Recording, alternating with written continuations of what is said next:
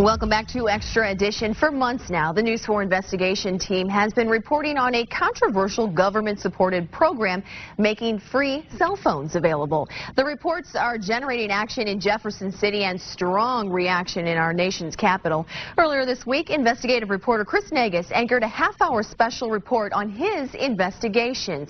Here's a portion of that special report. After our cameras captured blatant fraud and abuse involving the government-funded free cell phone program, lawmakers took notice. Senator Claire McCaskill issued a news release citing our story and asked the FCC to bolster oversight and implement new controls within the program. Senator McCaskill also sat down with me to discuss our findings and revealed she too received an offer for a free phone. What caught my eye was that I could sort of find that I belonged to one of these programs, and then they say no proof necessary. With a Senate salary of $174,000 a year, Senator McCaskill doesn't qualify as low income by a long shot. The free offer showed up at her Washington, D.C. condo tower. She saw it as an invitation to fraud. McCaskill's office also noticed the same thing we did. Disbursements from the Universal Service Fund more than doubled in Missouri between 2008 and 2011. The same period when cell providers started cashing in on the Lifeline program. In her letter to the chairman of the FCC, McCaskill revealed Missouri Lifeline payouts went from $8 million in 2008 to more than $17 million in 2011. Nationally, the Lifeline payouts surged from $800 million in 2008 to $1.3 billion in 2010. They were expected to exceed $1.5 billion for 2011. Are you at a point yet where you want to drag the CEOs of these telecom companies before Congress and grill them on what's happening and who gets these phones? I think first I want to have the information I can grill them with.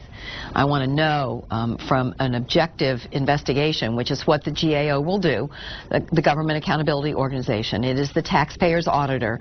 They will go in and find out what kind of controls are in place. Following that interview and demands for more accountability by Senator McCaskill, the FCC issued new orders to crack down on abuse, including the creation of a central database that would allow cell phone providers to determine whether the person signing up for a phone already had a phone paid for by the government, which would eliminate scenes like this. You're going to get your third one today. Yeah, I'll try. But that database won't be in effect until 2013.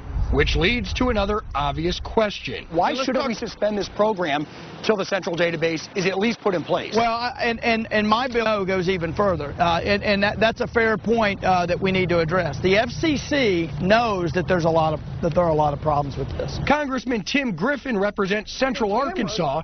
His staff contacted me after watching my previous investigations online.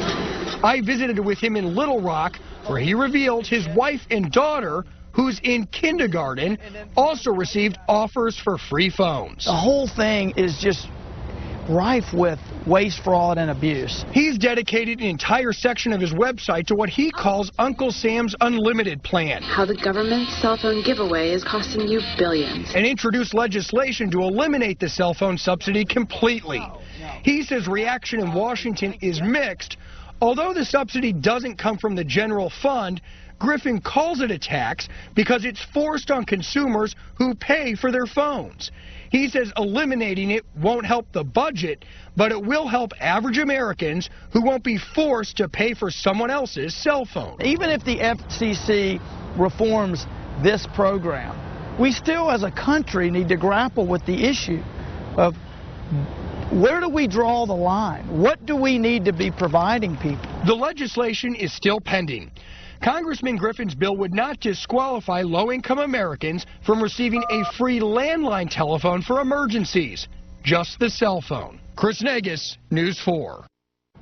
And you can see all of Chris's reports and more information about this program on our website. That is KMOV.com. Well, stay with us. We will be right back.